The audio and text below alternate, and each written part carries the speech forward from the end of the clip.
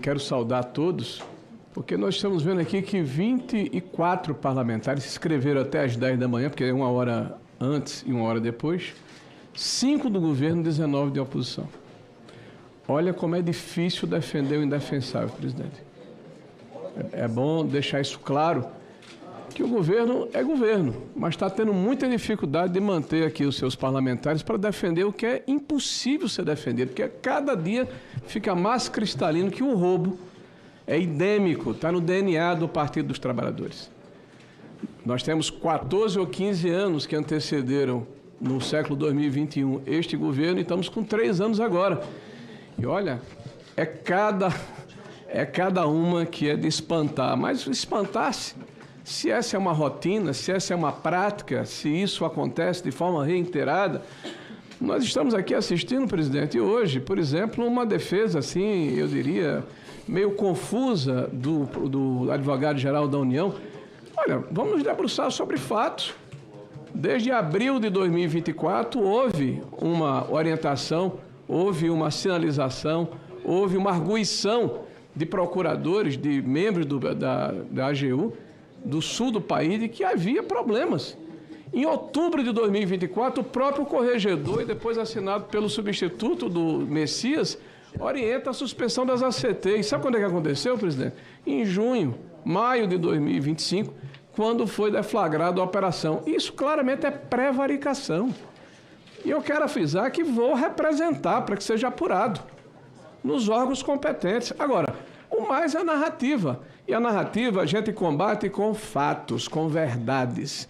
E a verdade, senhor presidente, é que o roubo aconteceu sobre o olhar complacente daqueles que estavam acostumados a fazer isso em tempos anteriores. E eles se espantam, como freiras, virgens, vestais. Ah, nunca vi isso. Viram-se. A diferença é que existem governos que combatem a corrupção e existem governos que são inertes, que são complacentes, que são coniventes, que são cúmplices.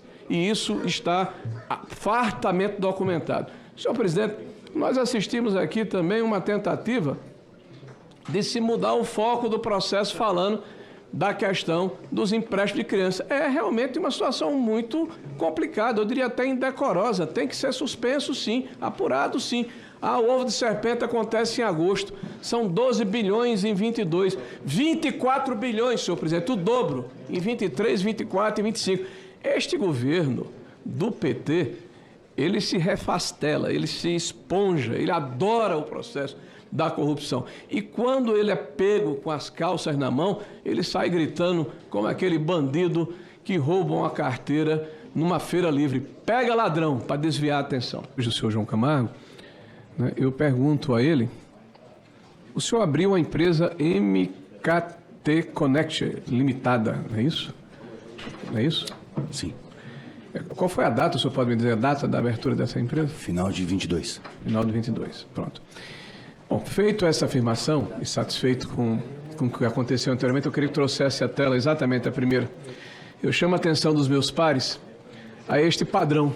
Em especial o nosso relator que saiu aqui um pouquinho, mas ele vai voltar. Vejam que após a eleição do presidente Lula, no final de outubro de 2022, aqueles que passaram 14 ou 15 anos depredando, depenando, o patrimônio público brasileiro, que se especializaram em diversos escândalos, os mais variados, voltaram à cena do crime. Essa frase é importante, eles voltaram à cena do crime. Veja que logo após, em outubro de 22, o Careca já faz uma empresa e em 23, 13 CNPJ diferentes. O senhor Virgílio, através da sua esposa, em novembro de 22 e fevereiro de 24, abre empresas para prestar serviço a essas entidades. O senhor André, empresas para prestar serviço a essas entidades. O senhor André, através do seu filho Eric, 3 CNPJ no segundo semestre de 2023, que é o primeiro ano do governo do Lula. O senhor Alexandre Guimarães, coincidentemente em novembro de 22, após o resultado da eleição. O senhor Felipe Gomes, aqui da AMAR, que é tão falado aqui como um dos Golden Boy, 4 CNPJ no segundo semestre de 23 e primeiro semestre de 24. Pode passar.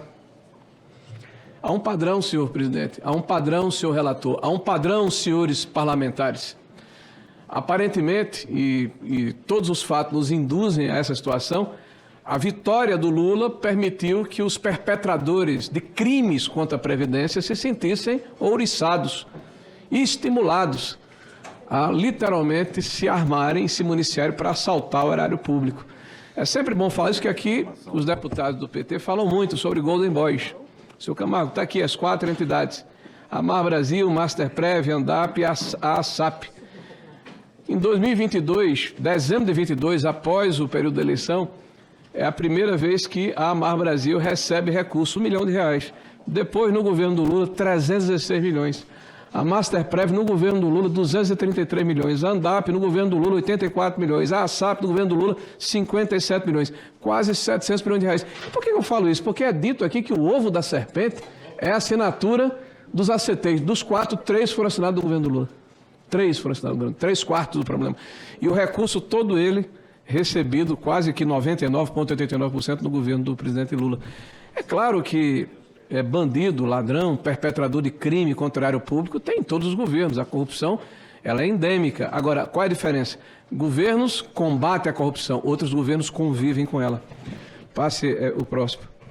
Vamos falar aqui de uma questão que eu acho que precisa ser repetida, porque quem é professor, relator, eu fui professor no início da minha atividade laboral, profissional, muitos anos atrás, entende que a repetição traz o conhecimento. Eu tenho repetido aqui, mas parece que é uma dificuldade, talvez cognitiva, né, de entendimento do que a gente tem passado para os senhores.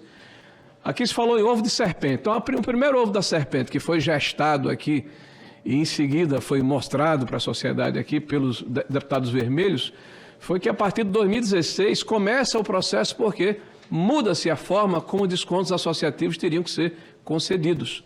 Eles poderiam ser, a partir dessa data, inclusive para entidades que não tinham a carta sindical, que é uma estrovenga da nossa legislação, que é a unicidade sindical, que é toda aquela questão pelega que a gente já falou a respeito. Aí eu mostrei a eles que quem fez essa ação foi o procurador-chefe do INSS na época, quem? O cidadão chamado Alessandro Antônio Stefanuto. Ora, Stefanuto foi aquele que foi preso a semana passada.